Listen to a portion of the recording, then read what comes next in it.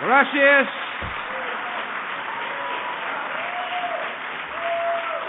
Thank you. Siéntese. Gracias, mi amigo David. Thank you for having me back yet again to speak. This is an opportunity de practicar mi español. Of course, a lot of people say I ought to be spending more time practicing my English. But I'm thrilled to be with you. I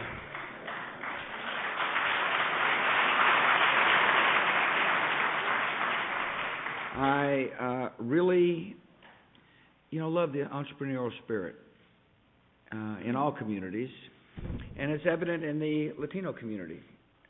As you know, I'm blessed to be a Texan, and I got to see firsthand, as governor, the unbelievable initiative and drive of Hispanics who lived in my state, and it's the same thing all across the country. And so part of the purpose for me to come is to thank you for your helping others realize the blessings of owning a small business. Thanks for creating jobs. Thanks for setting good examples. And thanks for being my friend. David, as you know, I've been to the Hispanic Chamber. I think this is my third time. But I know a lot of you personally. And this may be my farewell address to the Hispanic Chamber as president, but it's certainly not going to be my farewell to you as a friend.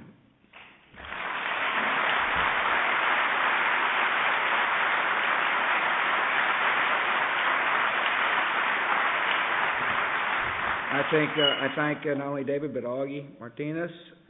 I thank the directors of the Hispanic Chamber. I thank my old buddy Hector Barreto, who's here with us. Michael Barrera, thank you both. Appreciate you, Miguel. And then there are members of my cabinet who've come, because today I'm going to discuss with you a very serious issue, an issue that matters a lot to your future and the future of this country. And so I welcome Secretary of Defense Bob Gates,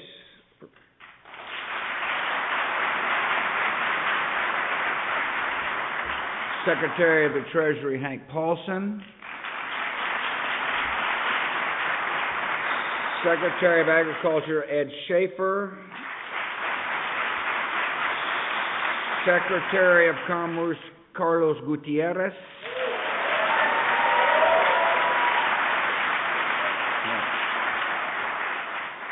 Elaine Chao, Secretary of Labor, is with us. Susan Schwab of the USTR, Trade Representative, with us. This is not a cabinet meeting. These are people who are here to put an exclamation point on the subject I'm going to discuss with you today. And so I thank you all for coming. I appreciate your time. I also want to welcome Carolina Barco, who's the ambassador from Colombia.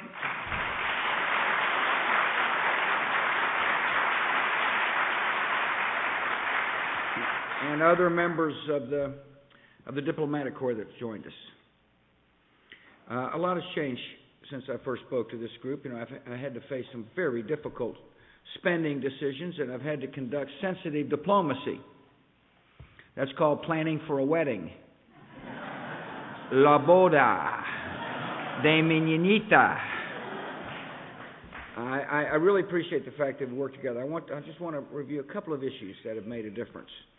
First of all, we worked together to launch a period of sustained economic growth.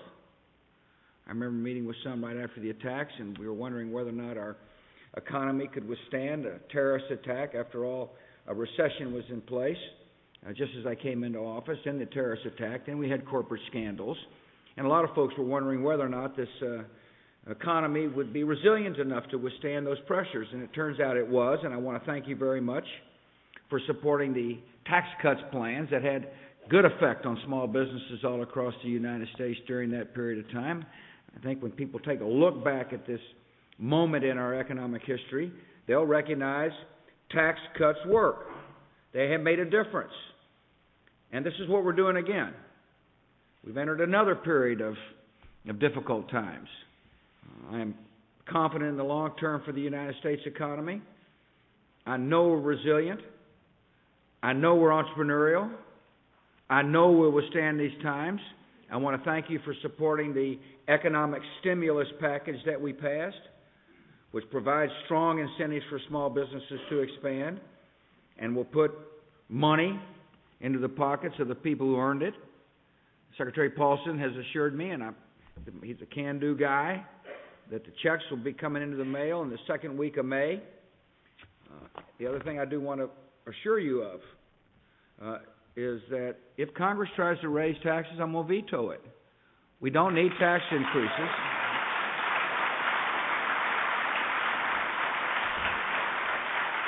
I appreciate your strong support on No Child Left Behind. We agreed that a system that just simply moves children through without measuring is inexcusable. You recognized early that many Latino kids were denied, the great promise of America because they didn't get the good education that we expect. And so we confronted this business about giving up on kids early. We demand accountability. We spent more money, but in return for the increased money, we expect schools to measure.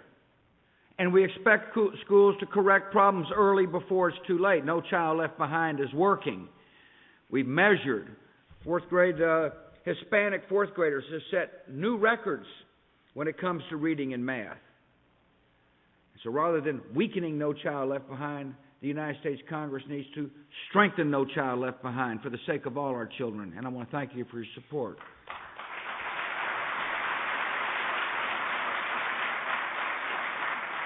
Federal contracting process is open to more small and minority-owned businesses, thanks to our SBA guys who have been running the show, Steve and Hector.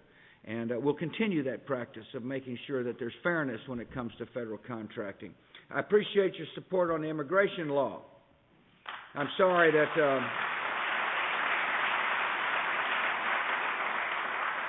I'm disappointed that Congress missed a good opportunity to uphold our values and uphold our laws at the same time. And I'm confident that the day will come when a president signs an immigration bill that secures our borders, respects our laws, and treats people with dignity.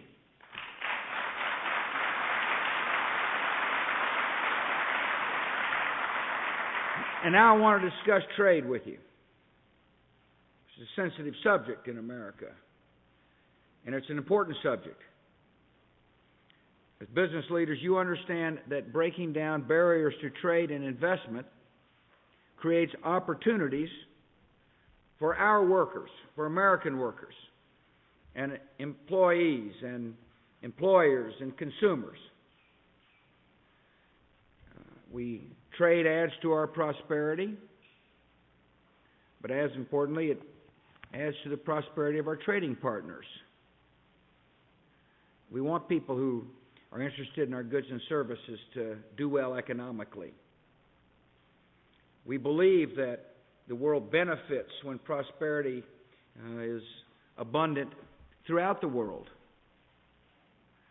Trade also serves a broader strategic purpose. When we enter into free trade agreements, we reinforce commitments to democracy and transparency and rule of law.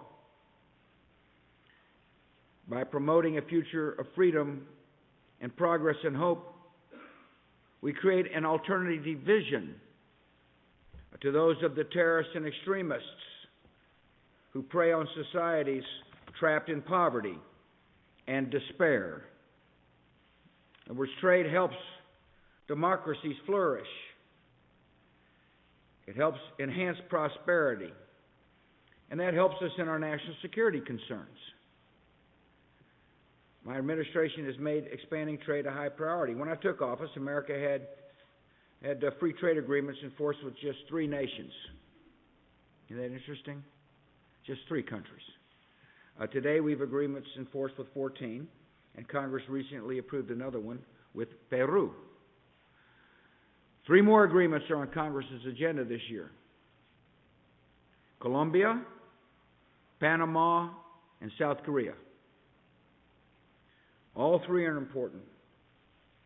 And the agreement with Colombia is especially urgent. For more than a year, my administration has worked with both parties in Congress to seek a path to bring this agreement up for approval. We continue to stand ready to negotiate a bipartisan way forward. But time is running out, and we must not allow delay to turn into inaction. The Colombia Agreement is pivotal to America's national security and economic interests right now, and it is too important to be held up by politics.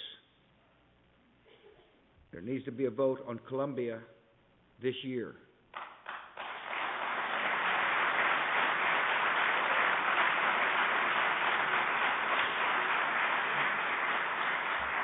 And that means that members of the Congress must be ready to move forward with the agreement when they return from the Easter recess. Members of both parties should work with this administration to bring legislation to implement the Colombia Agreement to the floor for approval. And they need to get the job done and get a bill to my desk. And I'll tell you why. Because this agreement with Colombia will advance our national security and economic interests in these ways. Colombia is one of our closest allies in the Western Hemisphere. Under the leadership of President Uribe, Colombia has been a strong and capable partner, a strong and effective partner in fighting drugs and crime and terror. Colombia has also strengthened its democracy, reformed its economy. It has spoken out against anti-Americanism. This government has made hard choices that deserves the admiration and the gratitude of the United States.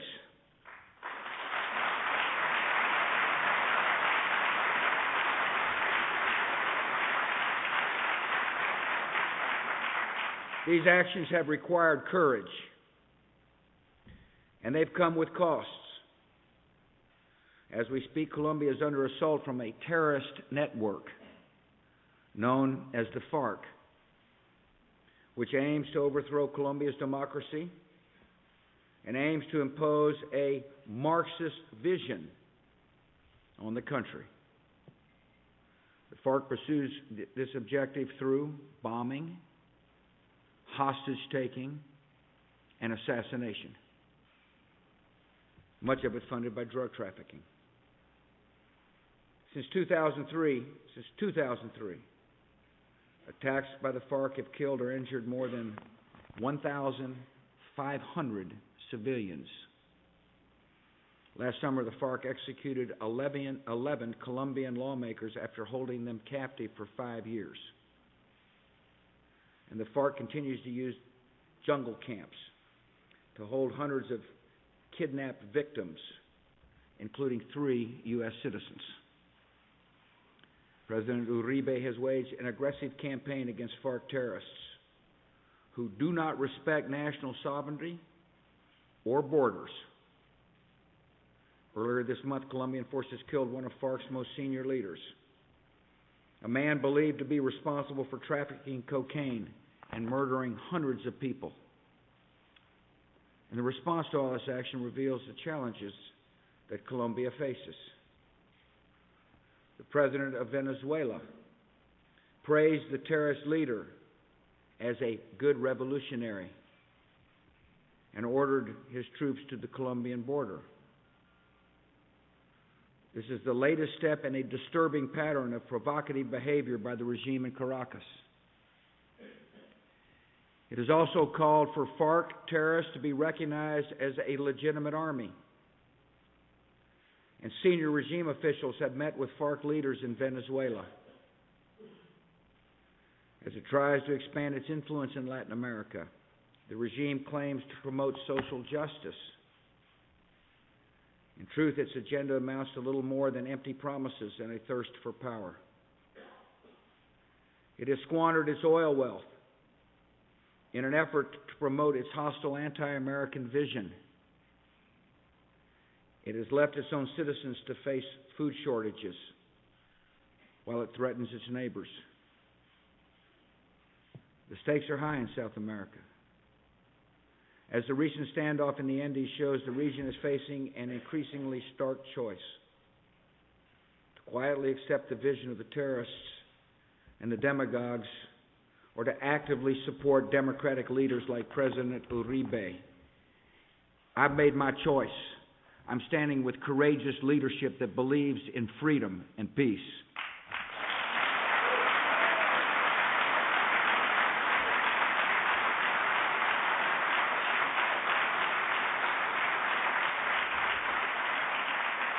And I believe when the American people hear the facts, they will make their choice and stand with a person who loves liberty and freedom.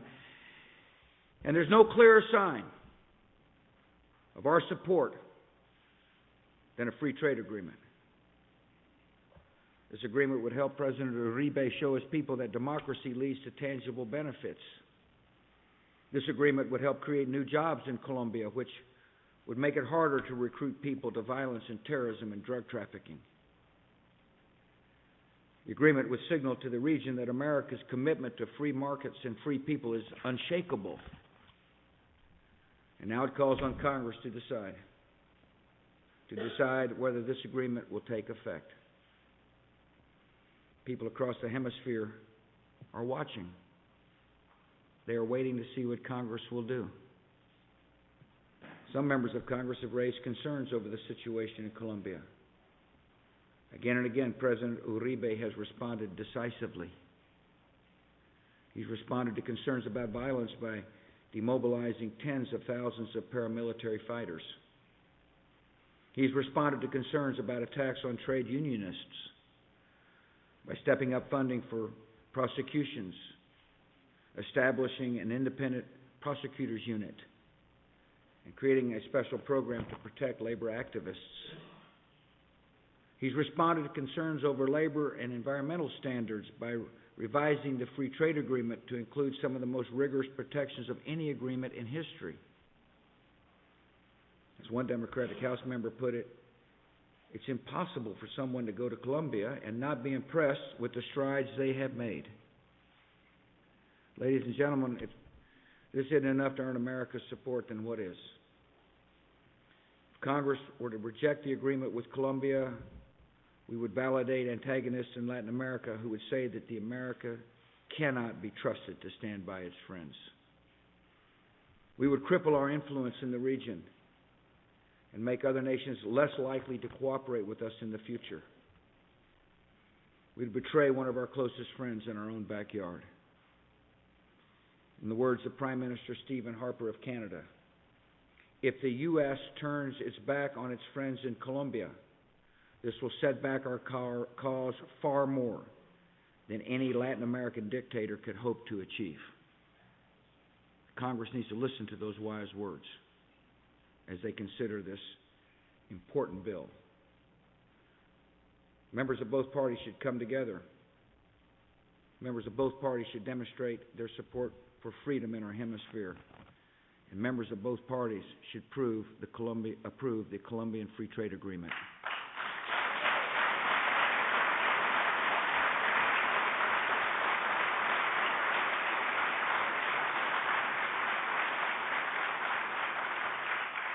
These strategic benefits are not the only reason for Congress to approve our trade agreement with Colombia. The agreement will also bring economic gains for both countries. Today, virtually all exports from Colombia enter into the United States duty-free. But U.S. exports to Colombia face tariffs up to 35%. Now think about that. Goods coming from Colombia to us enter our country virtually duty-free, and yet goods going from the United States to Colombia are taxed. Now, doesn't it make sense to pass an agreement that says the Colombians will treat us the way we treat them? If you're a farmer or interested in exporting construction equipment or aircraft and auto parts or medical and scientific equipment, your goods will now go into Colombia duty-free. which means you're more likely to be able to sell your goods into Colombia. And if you're working for one of those companies, it means you're more likely to be able to keep your job. I can't understand a mentality that doesn't recognize that causing America to be treated equally is not in our interests. It is in our interests. Every day that Congress goes without approving this agreement is a day that our businesses, large and small, become less competitive. It's missed opportunity. This agreement is especially important during a difficult period for our economy. Listen, last year exports accounted for more than 40% growth. Doesn't it make sense to open up markets, to continue to grow our economy with good exports? I think it does, and this is an opportunity for the United States Congress to send a clear message that they are concerned, like I'm concerned, about the state of our economy.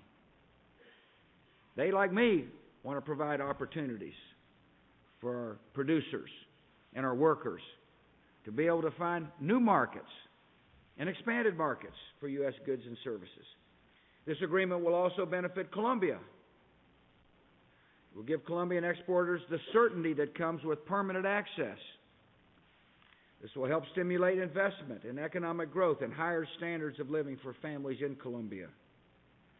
And it will make it clear to the Colombian people we're partners in prosperity and we're partners in peace.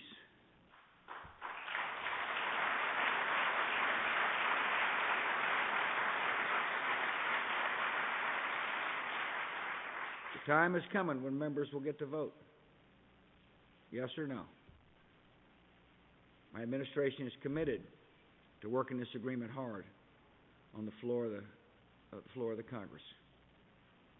I firmly believe it is in our interests that this be passed. It's not in our political interests. We ought to just put politics aside and focus on what's best for the United States of America. And what is best for our country is to get this agreement approved soon.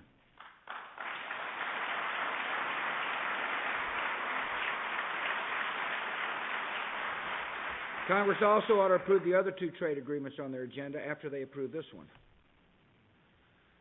Congress needs to approve the trade agreement with Panama, which will open up U.S. access to one of the fastest growing economies in Central America and support a key Democratic partner. Congress also needs to approve the free trade agreement with South Korea, which has the potential to boost U.S. exports by more than $10 billion while strengthening a key ally. As Congress moves forward with this agreement, we will continue to press for an ambitious, successful Doha round at the WTO. Now, we're prepared to lead to ensure Doha reaches a successful conclusion. We understand the role of the United States. We're not going to shirk our duty to lead, but we're not going to make unilateral concessions either. We want negotiations to come from as a result of meaningful contributions by all folks. That's how you reach a successful round. And so we challenge our trading partners to help forge a deal that opens up global trade flows and creates new opportunities for developed and developing nations alike. Our view is the time for debating Doha is over. Now is the time for leaders to make tough choices that will allow these negotiations to advance. You know, look, I know a lot of folks are worried about trade. There's neighbors worrying about neighbors losing jobs. People say, well, trade causes us to lose jobs. And I fully understand that. Now, sometimes trade causes people to lose jobs. Sometimes, you know, the fact that technology hadn't advanced as rapidly or the productivity of workers isn't as good as it should be has caused people to lose jobs. But nevertheless, there is that concern. And so my question to the American people is, what's the best way to respond? One option is to, stop trade, erect barriers, and we'll try to wall ourselves off from the world.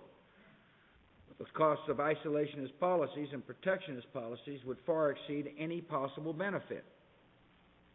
Closing off our markets would drive up prices for American families. Making it harder for people to sell goods in our country would deny families choices that they've been used to. We want our consumers to have choices when they walk into markets. The more choices available, the better it is for consumer. The more competition it is for product, the less likely it is price will rise. Other nations would retaliate, by the way, if they saw the United States throwing up barriers. And that would push jobs overseas faster. It could hurt millions of Americans who go to work each morning, who work for companies that rely upon exports, or companies that rely upon foreign capital as their base of operations. You know, some have called for a timeout from trade. I guess that's probably popular with the focus group. You know, you toss out the word timeout from trade. It's got this kind of catchy little title to it. In the 21st century, a timeout for trade would be a timeout from growth, a timeout from jobs, and a timeout from good results. And retreating from the opportunities of the global economy would be a reckless mistake that our country cannot afford. And there's a better answer. And one of them shows faith in the American workers. Instead of trying to stand against the growth of global trade, instead of, granting other people access to markets that we ourselves could have, instead of squandering opportunity, why don't we help educate people? Why don't we provide educational opportunities so workers will have the skills necessary to fill the high-paying jobs of the 21st century?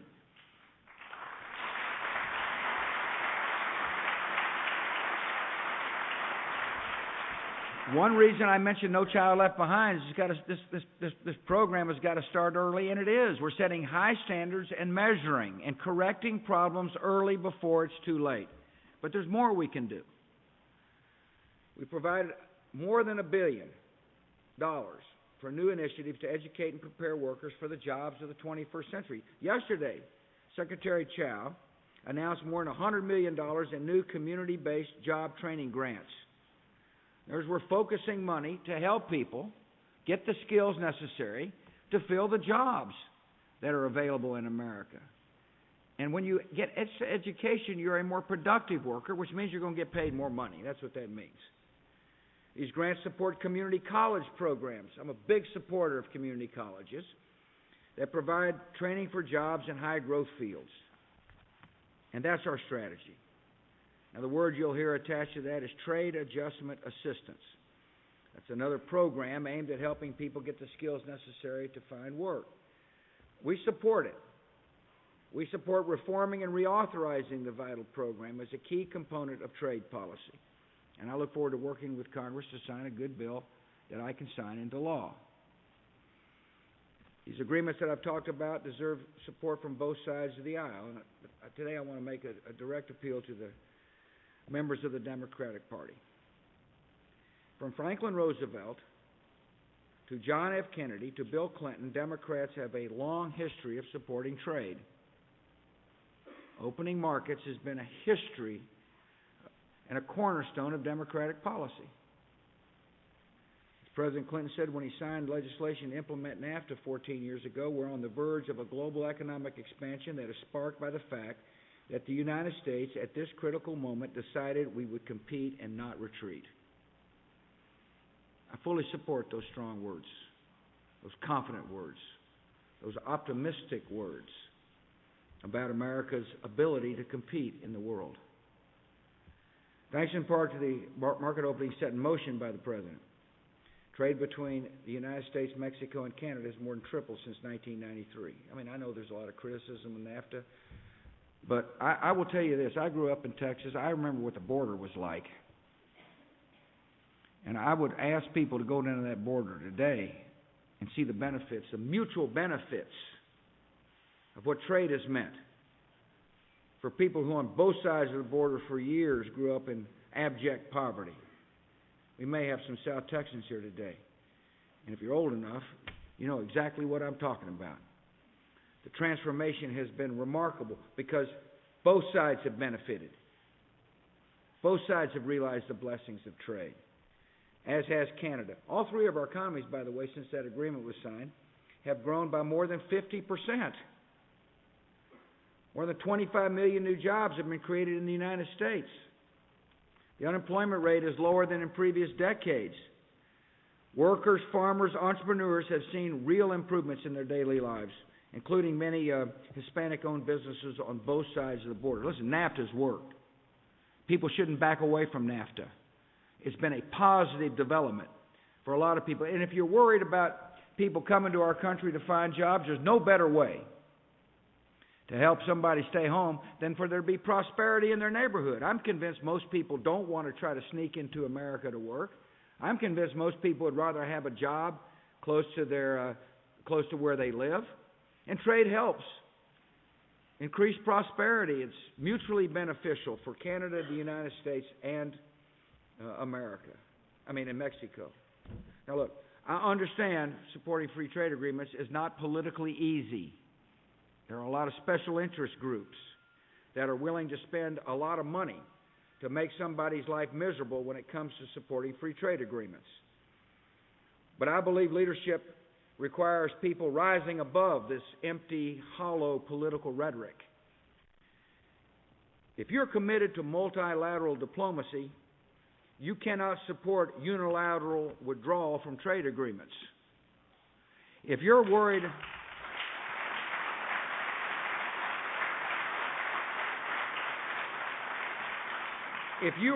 about America's image in the world, it makes no sense to disappoint the nations that are counting on us most. If you care about lifting developing nations out of poverty, you cannot deny them access to the world's greatest engine of economic growth. If you're truly optimistic about our country's future, there's no reason to wall our nation off from the opportunities of the world. I appreciate your efforts in these matters. I feel strongly that trade is in our national interests. I know it's in your personal interests if you're business people.